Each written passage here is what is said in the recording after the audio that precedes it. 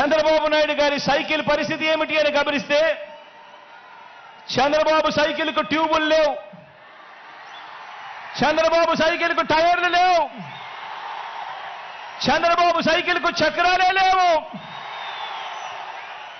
Chandrababu cycle తుప్పు పట్టిన పరిస్థితిలో ఈరోజు ఉంది.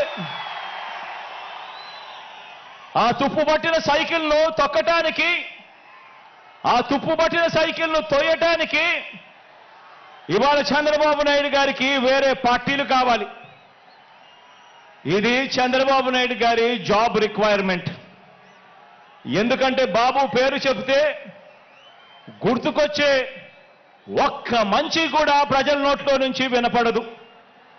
చంద్రబాబు పేరు చెబితే గుర్తుకొచ్చే ఒక్క స్కీము కూడా ప్రజల నోట్లో నుంచి వినపడదు, కనిపించదు.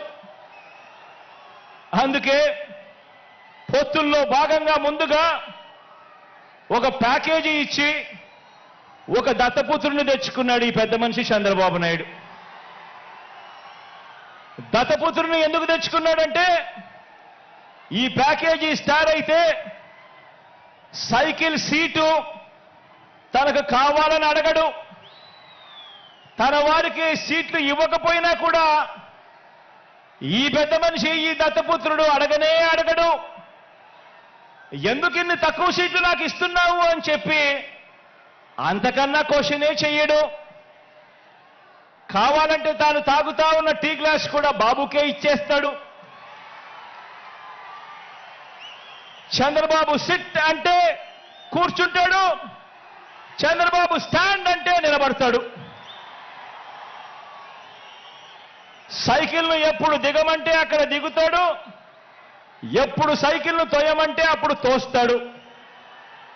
పొత్తుల్లో ఉండమంటే పొత్తుల్లో ఉంటాడు, విభేదించినట్టు డ్రామాలు ఆడమంటే రక్తి కంటిచ్చే డ్రామా కూడా ఆడుతాడు. వెనకటికి చంద్రబాబు నాయుడు లాంటి నాయకుడిని ఎవరో అడిగారట. వెనకటికి చంద్రబాబు నాయుడు గారి లాంటి నాయకుడిని ఎవరో అడిగారట, అయ్యా పరిపాలన చేసేవారు కలకాలం గుర్తుండాలంటే ఎలాంటి పనులు చేయాలి అని చెప్పి అడిగారట. ఎలాంటి పనులు చేస్తే కలకాలం గుర్తుండిపోతాం ప్రజల్లో అని చెప్పి అడిగాడట. అప్పుడు ఆ బాబు ఏం చెప్పాడంటే ప్రజలకు అన్నం పెడితే అరిగిపోతుంది, ప్రజలకు చీర కొని పెడితే చిరిగిపోతుంది, ప్రజలకు ఇల్లు కట్టిస్తే కూలిపోతుంది,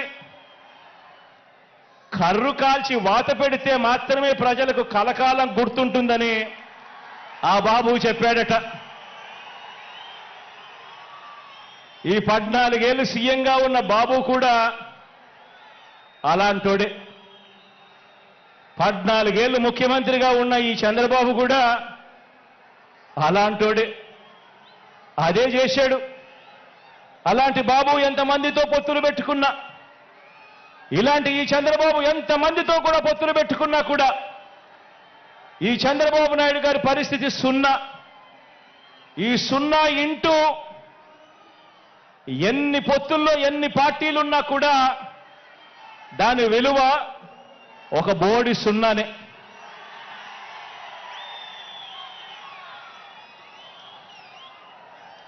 ఆశ్చర్యం ఏమిటో తెలుసా? ఇప్పుడు చంద్రబాబు నాయుడు గారు ముగ్గురితో కలిసి పొత్తు అని అంటా ఉన్నాడు, 3 పార్టీలతో పొత్తు అని అంటా ఉన్నాడు. ఈ ముగ్గురు కలిసి 2014లో ఇలానే పొత్తుగా ఏర్పడి, ఈ ముగ్గురు కలిసి ఇలానే పొత్తుగా ఏర్పడి 2014లో ఒకే స్టేజ్ మీద కూర్చొని వీళ్ళంతా కూడా భాషణలు ఇచ్చారు, మీటింగులు పెట్టారు. ఒకే ప్రకటనలో ఇలా ముగ్గురు ఫోటోలు వేసి ఒకే ప్రకటనలో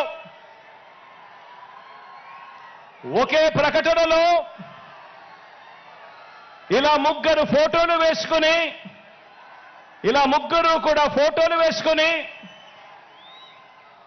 చంద్రబాబు నాయుడు గారి సంతకం పెట్టి ఇంటింటికి ఈ పాంఫ్లెట్ను పంపించాడు.